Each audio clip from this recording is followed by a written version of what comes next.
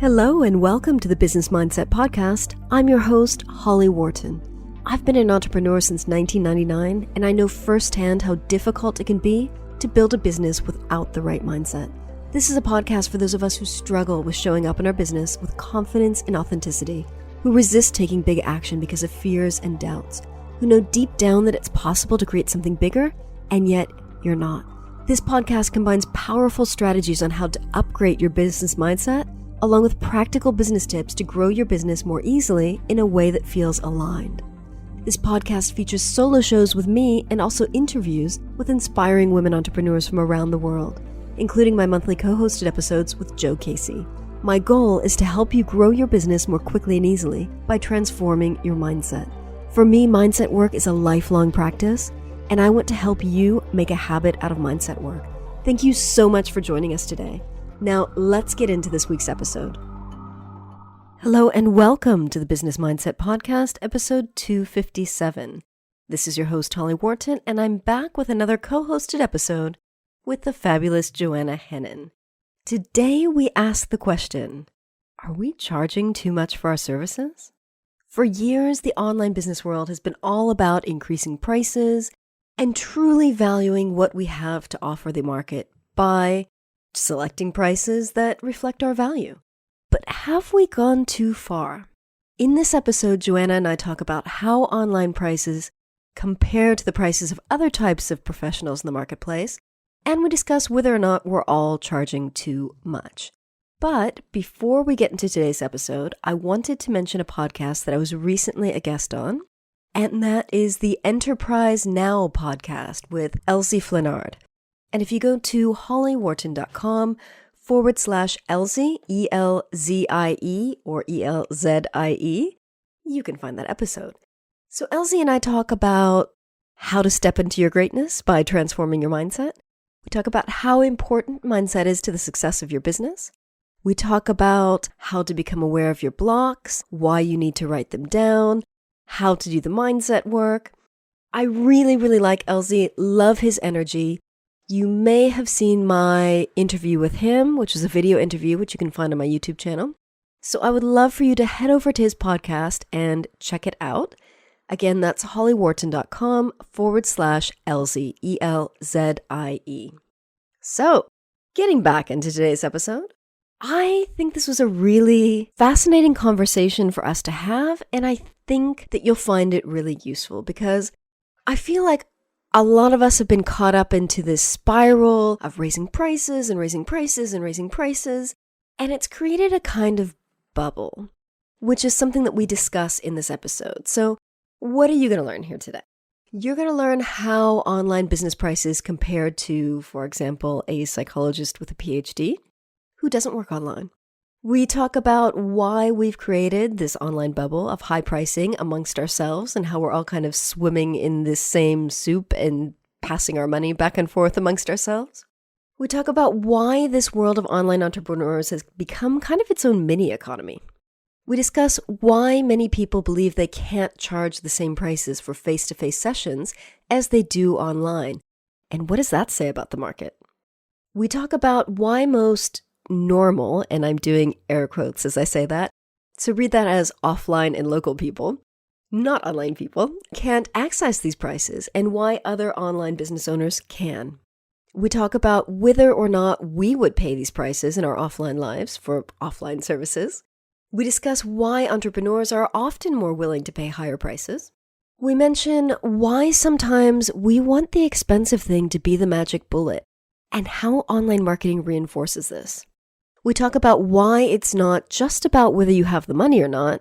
We also need to ask, is it really worth it? We also discuss why we sometimes hand over responsibility to others when we buy expensive products and services. We also discuss why you need to ask the question, why we all need to ask the question, whether we're making this purchase decision out of love or fear, and why you need to be in the right energy if you actually want to make your investment work. We talk about why some people really do have to spend a lot of money to show up and why that's not necessarily the case for everyone.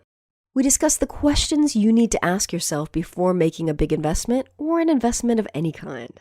We ask, have we lost sight of the value piece and why value is so important to consider?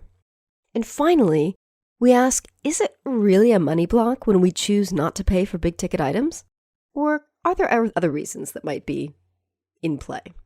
So again, I hope you find this episode interesting and useful. I hope it helps you to question your current prices and reflect on, are they right for you? And that could be either way. Are they too high? Are they too low? Are they just right? I used to do pricing calls for people. And if you remember me talking about this a couple years back, I used to offer these pricing calls where I would go into surrogation for the person and muscle test to find the right prices for them. And I regularly found that the people who were coming to me were pricing very low, and the muscle testing was indicating that they needed to price higher. I, for years, have set my own prices based on muscle testing, and I've always felt like that's kind of confirmation that those prices are the right prices for me. But I think it's always a good exercise to reevaluate and question and make sure that we're charging the right prices, that we're on the right track. I mean, I think we're always on the right track, but you know what I mean. We're doing the things that we're meant to do. We're doing the things that we want to do. We are consciously making decisions about every aspect of our business, including prices. So, without further ado, I will hand you over to the main part of this episode. Hello, Joanna. Hi, Holly. I'm super excited about our topic today. This is very controversial, and I'm looking forward to hashing this out with you. Yeah, me too. I hope that we can make some sense of it. So, we are talking about pricing, which is a big issue for all entrepreneurs, I think, especially online entrepreneurs. And we're asking the question, are we charging too much for our services? This is something that we've been talking about off the podcast lately, because it's like we've gotten into this mindset of higher prices. You've got to value your services. And now we're at this point where we're starting to kind of rethink what this means for our business, for the market, and beyond. So, Joanna, tell us the story of how we started with this conversation, because this is actually a really, really interesting comparison.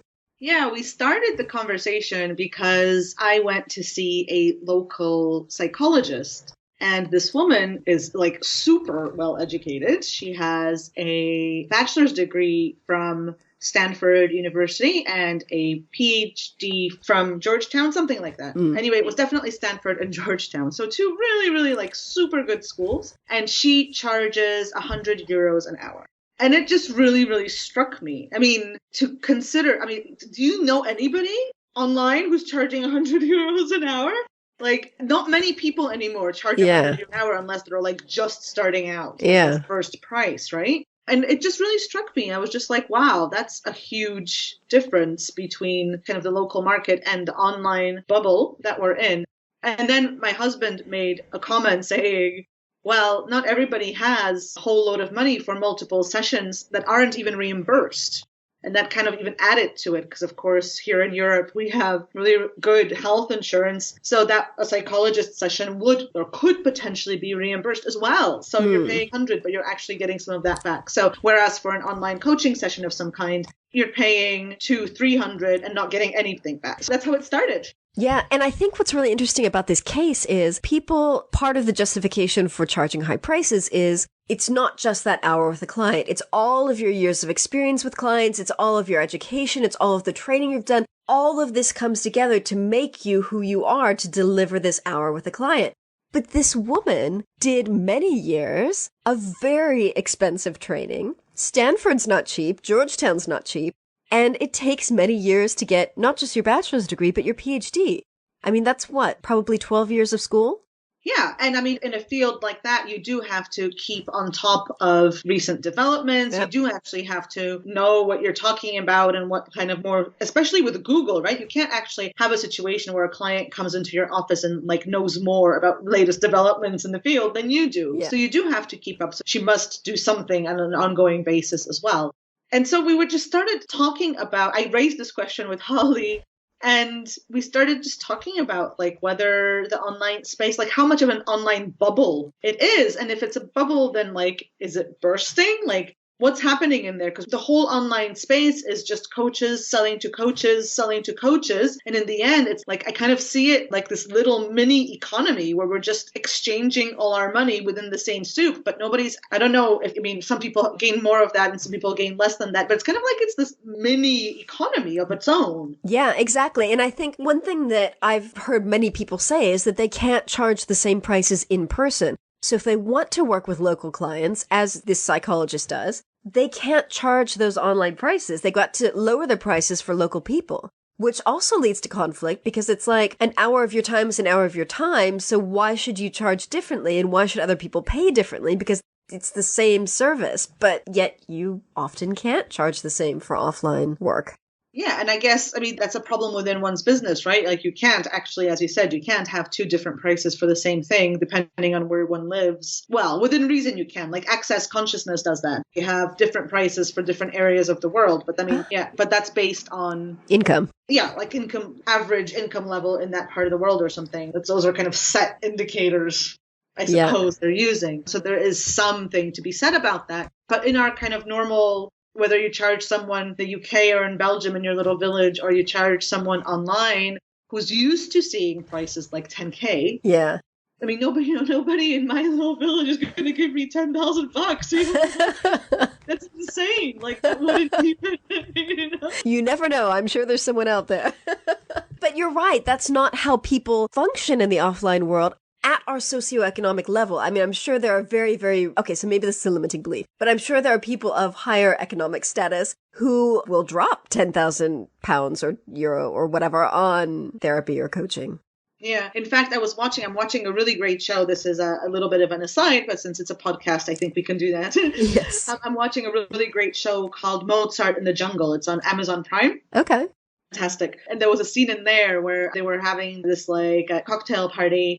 And just for like really rich people, it was like a fundraiser for the symphony orchestra. And this guy just said, "You play the violin for us today, and I will give you $200,000. And here's a check." And I'm like, and I said to my husband, I want to be able to do that. Yeah.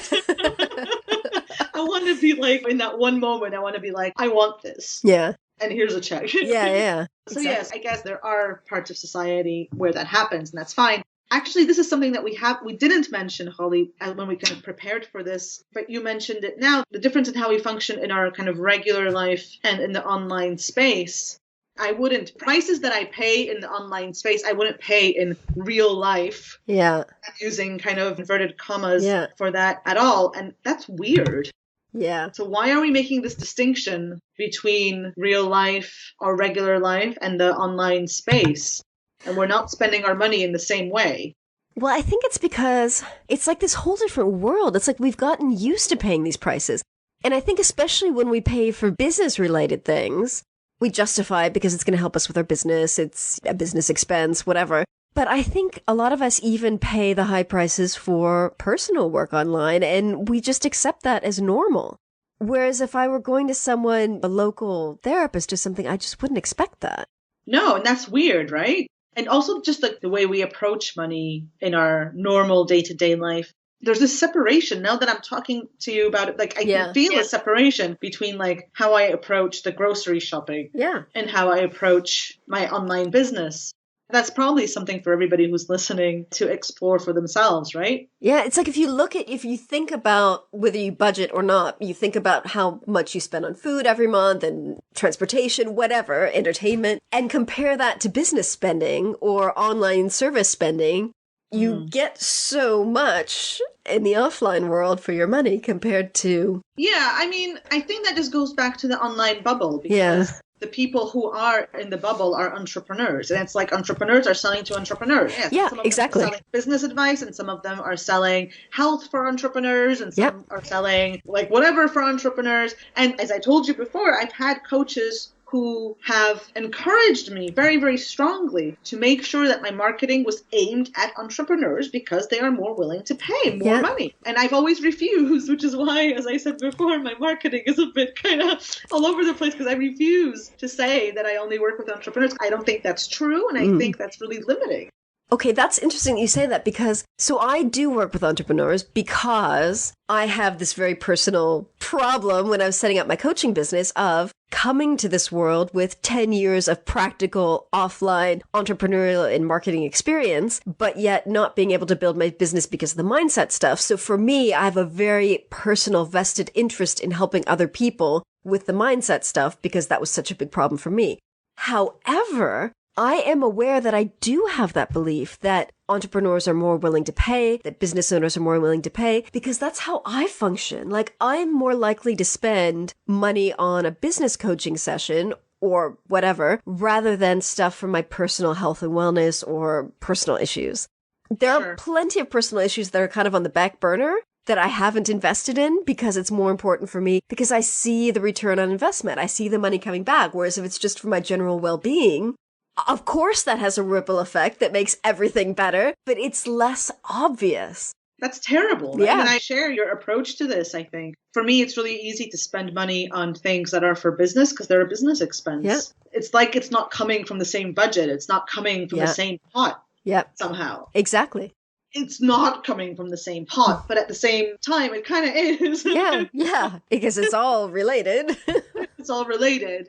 So there is definitely something about the online bubble. And I do tend to question when it's going to burst. Like I see some of the prices that people are charging, and that could be partly my own money stuff, sure. But I kind of have the feeling that I've done so much work on my money stuff. Yeah. I don't feel it's my money stuff anymore. Like it's something more. It's just, I don't see, like when somebody told me that their mastermind was £20,000, I was like, my question was like, what can you possibly teach me that's worth £20,000 that I don't already know from all these other courses I've purchased? Yeah. Right? And is that £20,000 going to give you more information about how to run your business? Is it going to be coaching? Is it going to be, how's it going to change your life and business?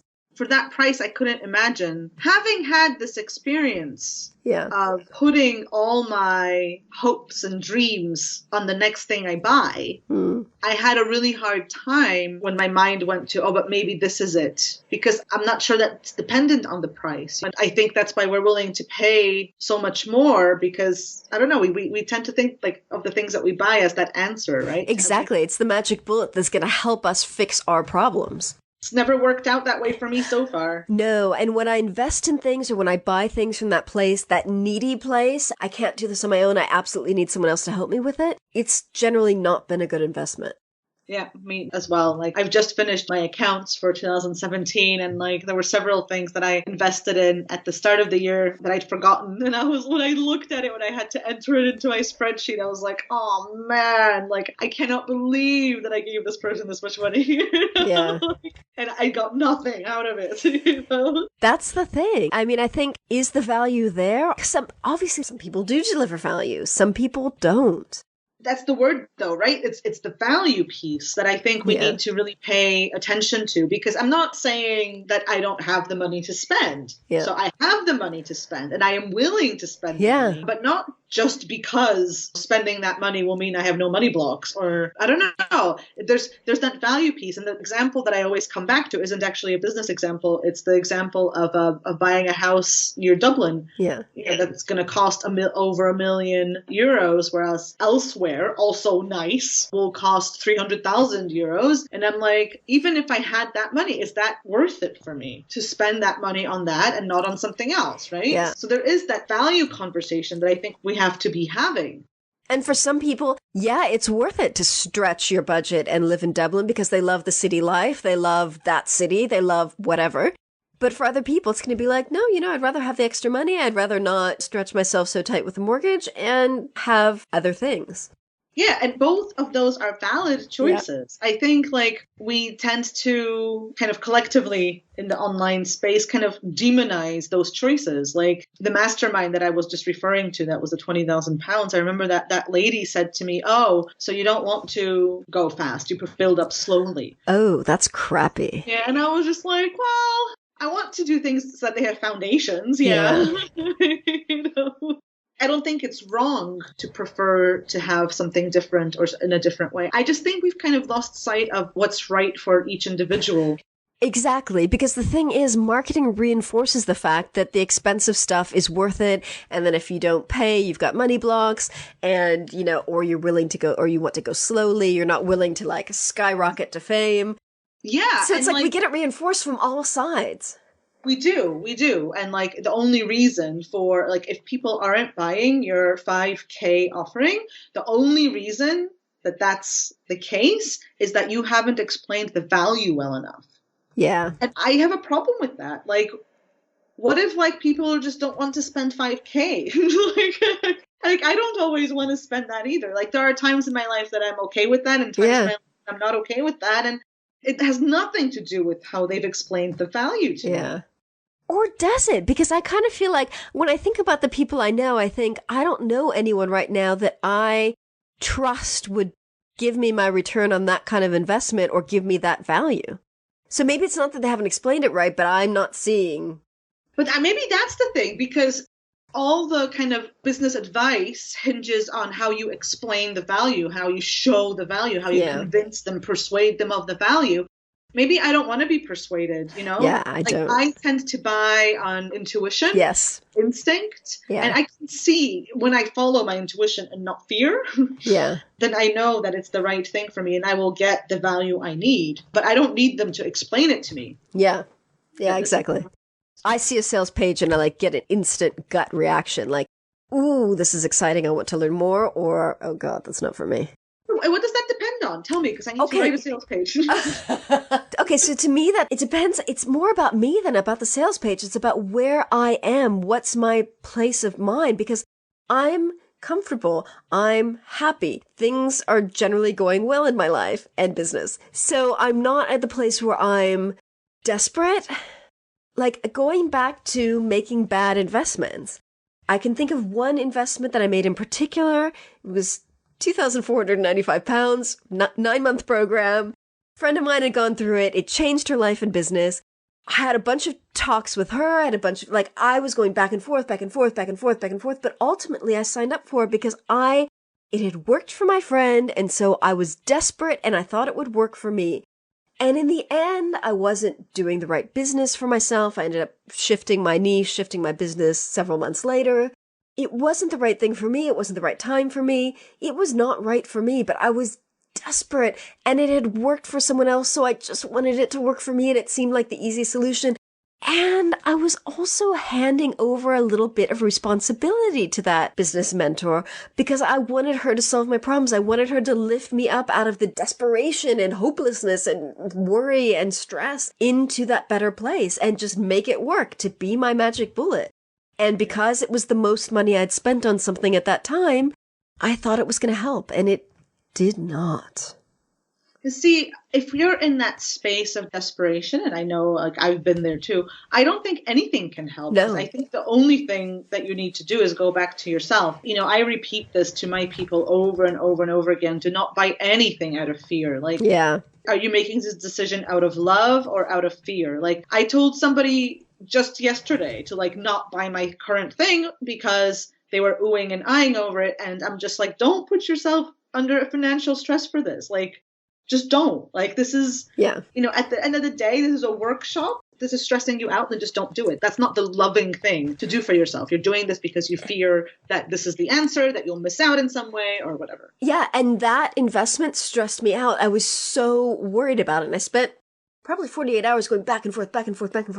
Talked with my friend a couple times, talked with my husband a bunch of times, and he was so supportive. He was like, well, if you think this is the thing that's going to help you, let's invest in this. He was so fantastic, but I was in such the wrong place. That was before I discovered Psych K. It was before I discovered the mindset work. I didn't have the tools I needed to get my head in the place to make anything work. So I was taking the action, but it was from the wrong energy, and it was just, And I really don't think that if you're in that energy, then anything's going to work. No. If you're listening to this and you're in a state of desperation, work on that first. Don't buy anything. It's just not worth it. I'm trying to put this into words. It's again, what comes up into my mind is that concept of money blocks and how if you're not willing to pay the high ticket items, then it's clearly because you've got a block or you're not willing to invest in yourself or you're not willing to step up. I really disagree with that. I think we make choices about our money and those choices have to be right for us, you know? Because I've certainly gotten value out of low ticket things. Plenty of that's value. the thing. Maybe we should talk about that. This is an interesting point. This is kind of thing that's quoted as a reason to charge more money, because when you charge more money, then people show up in a different way. And if you give it away for free, people kind of don't get as much value out of it. Like I even heard someone say people tend to give friend and family discounts. Yeah. I remember someone saying, I can't remember who this was now, that in fact, if we follow this theory, we should charge our family and friends more. Yeah. Because we want them to get more value. Yeah. Right? Yeah. Is that true, you think, Holly, that we get more out of stuff we pay more for? Well, kind of yes and no, because couple of 2-3 years ago, I used to get a lot of inquiries through the PsychK website from people who really wanted to work with me. They really needed the help. They had big stuff going on in their lives, but they couldn't pay. And I wanted to help. So I decided that once a month I would pick someone if I had time in my calendar, and I would work with someone not for free, but for very low cost and help them. So we would agree on a price, but often it was really low cost. So not free because I wanted them to invest something, but I made it super affordable. None of those people got the results that my higher paying clients were getting. So I don't know. I don't know if that's because they needed more time, whether they were just not coming from the right place. I don't know, but I stopped doing it for that reason, because these people were not, it was so frustrating to me. They weren't taking the action. They weren't doing their action plan. They weren't doing the stuff they needed to do outside of the call. And sometimes they weren't even willing to dig deep on the call. So it was like they weren't getting the results. I was not enjoying the experience because they weren't getting the results. And so I stopped. There's a difference then. We need to make a clear difference in our heads between people who really don't have the money and people who just don't pay for your thing, right? Yeah. Like, there's this, I think it's an Abraham exercise or the secret exercise where you spend fake money, right? Where you get like $1,000 every day and you have to spend it, right? And then it like doubles every day. Yeah. It doubles every day. So you have to kind of keep finding new things to spend it on, and you're not allowed to save it. And I remember like I was playing this game, and there was this course that I was considering that was, I can't remember now, like it was like $1,000 or something. And I was considering it, and then I was playing this game, and I realized that I wouldn't even fake money for it. Whoa. Put it on my list, and I'm like, no. And I'm like, okay, well, that's my clear answer, If I'm not going to even pay fake money, then why would I pay real money? Okay, so this is interesting, though. You had this thing on your list, you were interested in it, but you wouldn't even pay fake money for it. What was going on there? I don't know what it was. Because something was attractive about it. Yeah, I mean, it was a weight loss thing. So what was attractive was that I thought I would buy it and drop the weight, right? Yeah. Which is the same as a business course. You think you buy it and then you have consistently high income. So it's that same concept of somebody selling you a certain result. Mm-hmm. But I think I had the money to spend. Yeah. And I still wasn't valuing that particular thing, which probably means that if I had bought it, I wouldn't have done the things that person, wanted me to do as part of the program. Yeah, but you said that word again, value. You weren't valuing the thing. No, I wasn't. So I think actually there is a distinction. Like sometimes people just don't have the money. Yeah. So it's wrong to then say you have money blocks or you're not valuing my thing or whatever. And then it's possible, of course, to get value out of something that you receive for free, or, plenty of people have built their businesses on free opt-ins, on freebies and free sessions and whatever before they start making money, and then they can pay for stuff, right? But then there's also a difference when, like, I don't know, you're paying $3,000 for a business mastermind, but then you get, somebody offers, I don't know, a channeled reading for $50 and you get that. And you don't really value it. Like, you had the money to spend, but you prefer to just spend $50 because it's not something that you kind of at your core value as valuable to you and as making a contribution to your success. Yeah. However, there's also that argument that people always say is put it on a credit card. Because if you really value yourself and you value your business, then you will make that investment because you trust that you will do the work to get the investment back. I don't know. After 5 years in this online game, I'm not convinced that it's always possible to make that money back. In that space of time. I've had some really shitty things said to me as well. Like in the early days, I remember I was on a call with someone and she actually said to me, if your son was ill, you'd find the money. Oh my God. And I was just like, yeah. You're right. You're right. That's really important. And like, your service is clearly not. Well, that all comes back to priorities. Obviously, you're going to prioritize your son's health over anything. Yeah. Anything. I mean, that's really a low blow, right? Yeah, that's yucky. But you hear about tactics like that all the time. And it's, it kind of buys into what you were just saying, that like, if you really wanted it, if you wanted to be successful badly enough, you would pay for this. Yeah. Whereas I think, and we talked about this before as well, that we need to take it back to personal responsibility and instead say, if you want to be successful badly enough, then you'd spend the time on your inner work. Yeah, exactly. And I think that's really interesting because I was just thinking of all the things that I've paid for over the years, both workshops and training and coaching and mentoring, and some of the things that I paid for cash, some of the things I put on a credit card. And I put a lot of my coaching training on a credit card, and I put a lot of my Psych K training on a credit card. And both of those things were absolutely worth it. They were worth putting on a card, worth not paying the card off in time and paying interest on it, because those are skills that I use in my life, in my business, and they're priceless. So that kind of thing, I absolutely would go back and do it again. A lot of the coaching and mentoring that I invested in that I sometimes put on a card, not so much. So how do you, what was the difference? Was it just the desperation energy piece? Yeah. Something? So I think it's not only the desperation energy piece of making the wrong decisions for some of the coaching and mentoring I did, but also with the Psych K training, for example, yes, I used that in my business, but I also used it with myself every single day in the beginning and transformed my own mindset and transformed my own life. So that's a skill that I'm never going to lose, that I use to help myself. So it's not something that was just useful during the 5 weeks of the coaching program or the 9 months of the mentoring program or whatever. It's something that I use. I've got it forever, not just for my business, but for myself. And I use it to change my own life and business. So to me, that has so much more value than coaching program. But those are things that I've used. So I use the coaching. I use the Psych K. I've also trained in other things that I don't ever use, like NLP, Which brings it back to it has to be right for the individual, Yeah. right? One of my best ever investments I put on a credit card at a time when I had no money and I was like, I had no idea where money would come from or if money would come in the next few months. That was a risk. But it's turned out to be one of the best investments I'd ever made. And that was in a coaching package. There's some skills that I learned from that, but at the end of the day, it was a coaching thing. And I think you just have to bring it back to what's right for the individual. And that's why it's so important to do, your own mindset stuff and to do the soul stuff, that it's intuition stuff, like to be in your power. I mean, we can approach it logically. Yeah. As well as intuitively. Like a lot of the stuff I buy is based on intuition. A lot of the clients I get, they hire me based on an intuitive hit. They're not entirely sure where it's going to lead them, but they know that it's the right thing. Yeah, and I don't want to work with people who are in that desperate space. I've turned a lot of people away from discovery calls because I thought that, not necessarily that they were desperate, but I wasn't who they needed at that time. Could they have benefited from mindset work? Of course, you can always benefit from doing the mindset work, but that wasn't the highest priority for them, and I could see that. They needed practical coaching. So let's bring it back to the money. Yeah. Are we charging too much for our services? Because we've both talked about bringing our prices down.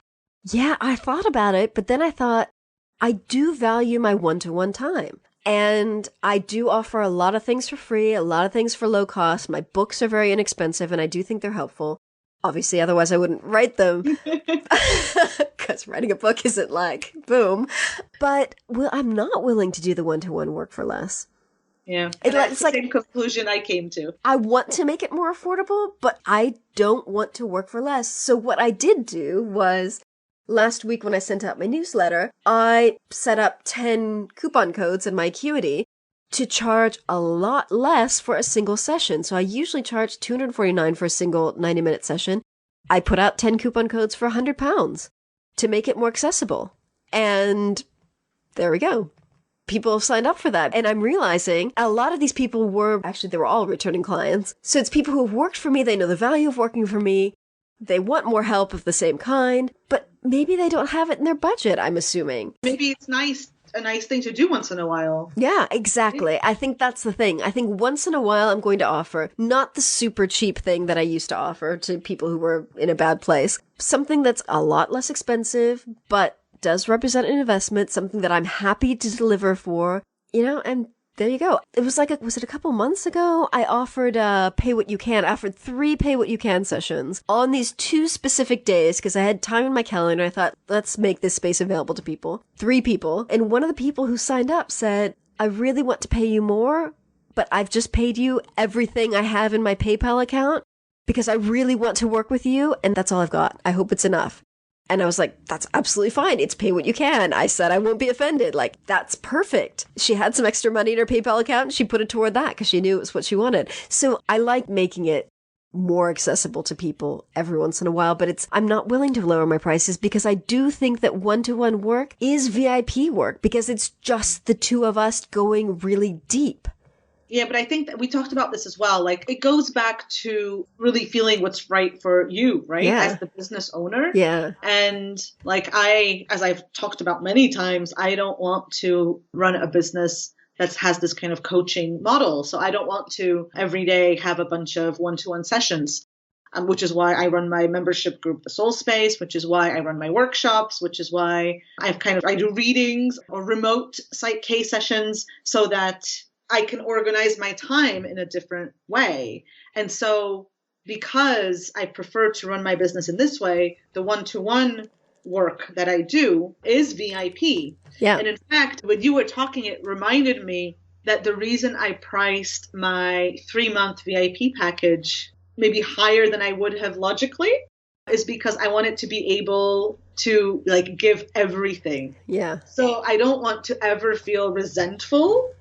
I don't want to ever feel that. Like, I want to have a package where I can be like, oh yeah, I'll throw in this extra thing. Like, oh yeah, we can do this. Like, I can do this extra thing for you. And that feels really, really good to me. Yeah. And I think that's the value of doing the one-to-one work with someone that you know, like, and trust will deliver the value that you're looking for and the thing that you need. Yeah. And I mean, because for me it's a VIP thing, then I don't, I only have like 2 or 3 at a time, and that works for me. And that means I can make the rest of my stuff more affordable. So I think like the conclusion I've come to is that you really do need to have different price points. Yeah. Yeah, I agree. And I've got the very low and I've got the free and I've got the high, but I don't have anything midway right now. And that's, I think, what I want to look at putting more of that together. That's what I'm working on at the moment. The stuff I'm offering right now is in that mid-range because I also identified that gap. I might have the low and the high, but nothing in the middle. I think most people are there in the middle. Yeah, I think so. But it's interesting because and again, this comes back to offering what your audience wants and needs, not necessarily what you would pay for, because I don't often do group programs. I don't like them as much as I really like doing one-to-one work. So if I'm putting money out there, I'm usually buying one-to-one sessions, not group stuff. And so it's like I need to pull myself out of that mindset and say, look, I don't necessarily like doing the group stuff, but other people do, and other people will pay for it, and other people like it and want it and need it. Well, I would challenge you even more, like, what would make you want to buy a group thing? Right? I would then consider value. Group thing super cool. Like, I'm actually part of some really great group programs where I'm getting loads of value and there's lots of great content and I'm really, really happy. I don't think I would need a one-to-one session with the people who are running those programs. Okay, that's an excellent point, and that brings me back to value. I feel like I haven't gotten amazing value or an amazing experience out of any of the group things that I've done. Like, they've ranged from either crappy to okay, but I haven't had any group experience that I can think of, unless I'm forgetting something, where I'm like, oh my God, that was so amazing. It was so worth it. I just can't wait to do their next thing because it was just so great. Like, I haven't had that feeling that I can remember about anything. Yeah. And I think like something to explore then is to see why and like what you would have liked instead, or like if you could design the best group experience ever, what would that look like? You know? Yeah. I think there is value from group stuff. And I mean, people are running masterminds all over the place and they're saying that's the best thing. Yeah. And it's just an excuse for them to sell a group thing and not a one-to-one thing. Like, I've experienced that as well. And that's kind of not the point. You have to really put some effort into making your mastermind the best mastermind ever. Exactly. Right? That is actually valuable to the members. So there's value in being in a group. Yes. And that's the thing. Rather than just selling a bunch of individuals this group thing, really making it into a group thing and pulling on the strengths of working in a group with other people. And creating that community and creating that support from other people in the group, not just you. That's what our next podcast should be about, is community, because that's something I've been really thinking about. Yeah. How to foster, nurture, create community in mind space, right? But that's aside. Yes, I will make note of that for next time. Okay, so have we reached any conclusions? Are we charging too much for our services? What do we need to do? What's the solution? What? I think we bring it back to the individual, because even when we say, like, you know, that we don't want to work with people who only show up if they pay millions of dollars and they don't show up for anything smaller, even if we say all these things, there are people who will show up for stuff they've paid more for whatever reason. Yeah. And that's also their prerogative. Yeah. Right? So I really think that the answer to our question is the very unsatisfying, it depends. Yeah, it depends on you. It depends on what you're thinking about buying. But I think more than anything, it depends on you. It depends on what's your mind space. What do you need? What do you want? How do you function best? If you are the kind of person who needs to buy a high ticket item so that you do the work, then do it. Because that's what works for you. Yeah, and really be aware, like, of what you need from that investment, right? Because some people don't need the one-to-one support. Some people will pay a lot of money for a program that doesn't actually offer any one-to-one support, but offers other things. So be very aware, like, I know what I need and I know what I'm willing to pay for. Yeah. And it took a few years of really paying attention to when I felt that I didn't get what I wanted out of a thing. Yeah. Basically, it was a trial, an expensive trial and error process. Exactly, but I think that's really useful. As long as you are willing to take that time and say, okay, I regret this investment, but why was it not the right thing for me? Because then you can use it as a learning experience. So maybe you didn't learn the thing that you thought you were going to learn, but you learned something else that will help you make better investments in the future. And you learn about what it is that you want and need. And how you work best. Indeed. So it's always bring it back to yourself, always bring it back to the value, and just ask yourself these questions that we're talking about today. Like, when you're considering your own pricing structure, ask yourself these questions. Like, there's no judgment on, like, if you decide to charge 2,000 euros an hour, that's totally fine. If that's what works for you, then great. But, like, know that you're doing that from a space of empowerment and not because you have a coach who's teaching you how to charge more. Yeah. I think that's really, really important, because I think there is a bubble of all of us charging more and more and more and more and more. It's like this upward spiral where more, and then selling just to each other or to people coming in at the bottom, just setting up businesses. And they're coming into this world like we did at one point and seeing all these different prices or whatever. So I think you should just be very kind of aware and ask the questions and make sure you're comfortable with what you're charging. There's no shame in charging less. No. Also, there's no shame with charging lots, but there's also no shame with charging less. But again, a lot of us will wrap up our value in our pricing. So if I'm charging less, does that mean I'm worthless? That I'm not only am I not valuing myself, but does that mean that I'm not as good as someone who's charging more? Obviously not. But we have a lot of times that emotional stuff can get in the way because we automatically think that the people who are charging more are better. Okay, well, if you're thinking that, then go see Holly. I don't think I believe that. My whole thing is I want the Soul Smart message to reach the masses. Yeah. And I am very aware that I will not reach the masses by charging 10K per package. Or by only doing one-to-one sessions. Yeah, indeed. So I had to rethink that, and really I want to be paying attention to the people who are drawn to me. Yeah. And I will not discount below a level that I'm comfortable with and that supports me. Yeah. Right? But I think there is an element of thinking, like, there was a point in my business where I had to be really thinking, where am I going with this? Like, am I taking on this model of doing the VIP stuff and going higher and higher? Or is my path different? And for me, the path was different. Yeah. And I think that helps to go back and look at other business owners who are doing well and who are using different business models and seeing what business model you want to follow. Like, plan the structure of your business based on what your long-term goals are. Do you want to work with a small number of people for a lot of money? Do you want to work with a ton of people so you can get your message out there, or something in between. Something in between. And I think it's really, really fun to go look at what other people are offering and what packages they have and how they work with people. Especially now, I think, when the online space is really changing, we're starting to see some real innovation. Yeah.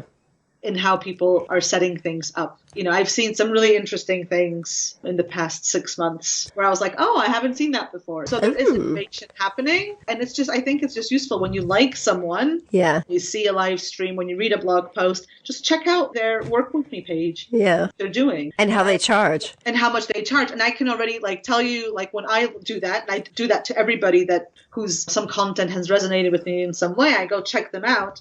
I already started to, I didn't realize I was doing this until the second, but I already started to put people in the kind of old business model and interesting buckets. And if, for example, I go to your Work With Me page and you don't have prices, it's immediately the old business model and it's of no interest to me. Yeah, me neither. I click away. I do not like that. Do not make me contact you to see how much you charge, because I'm not going to do it, because maybe I'm not ready to work with you and I don't want to just disappear.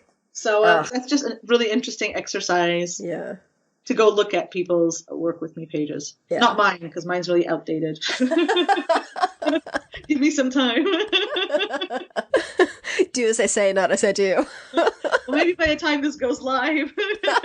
Okay, I'm going to commit. By the time this goes live, you can have a look at mine. You are loud. All right. So I feel like we've done a pretty good job of exploring this topic. Yes, not of answering the question, but no, but we have. Like, as you said, people like really nice, neat, packaged answers, but the answer often is whatever is right for you. And get in touch with yourself and get in touch with your intuition and be self-aware and pay attention to that gut feeling. Yeah, that's always the best message, right? Get your head out of the way and pay attention to what your gut's saying, or your heart, or whatever you call it. And stop listening to just what everybody else is saying and doing, because that's not necessarily the way forward, right? Yeah, it's not always a number of innovators who are thinking about the next steps. Yeah. The online space will not look like this forever. Things always change. Yeah. So just pay attention to where you're being steered towards. Yes. All right. I think that's it. So if anyone has any questions, comments, do you disagree with us? Do you agree with us? Get in touch. Joanna's email is Joanna@joannahennon.com. And I am Holly@hollywharton.com. Check out our Work With Me pages, check out our pricing, and let us know what you think. We are open to and very much interested in hearing your feedback. So thank you very much for joining us. Bye. Bye. And thank you very much for listening. I hope you found that interesting and useful. Please drop me a line and let me know what you thought about this week's episode. You can email me at holly@hollywharton.com or find me on Facebook, Twitter, or Instagram and get in touch. I would also love to hear from you in my private Facebook group, Business Mindset Alchemists, so we can continue the conversation there. We've just been talking at you for the last hour, I think. So I would love to hear from you what you think about this topic. How do you feel about your prices? How do you feel about prices in general? How do you feel about online prices? What are your thoughts on pricing? So if you head over to hollywharton.com/group, you will be redirected to the Facebook group. And finally, just a reminder, if you want to listen to the episode that I did on Elsie's podcast, that's hollywharton.com/Elzie, ELZIE. Thank you so much for listening. If you enjoyed this episode, please leave a quick review on Apple Podcasts. It would mean the world to me. Next week's episode is another solo episode with myself, and I don't have the topic yet, so I am open to topics. I have a list of topics and things that I want to talk about, but I love talking about the things that I know you want me to talk about. So drop me a line, either in the Facebook group, online, email, whatever. If you have a topic in mind, please send it to me. I love speaking on topics that I know people are curious about. So remember to visit hollywharton.com/257 for the show notes on this episode. Thank you so much for listening to the Business Mindset Podcast. You can find more information about today's episode, including links for the topics that were discussed, at hollywharton.com. If you'd like to connect with other listeners and learn more about business mindset, join my private community for entrepreneurs at hollywharton.com/group. That will redirect you to the Facebook group. And if you enjoyed this episode, please remember to head over to iTunes and leave a quick review of this podcast. It just takes a minute. Thank you so much.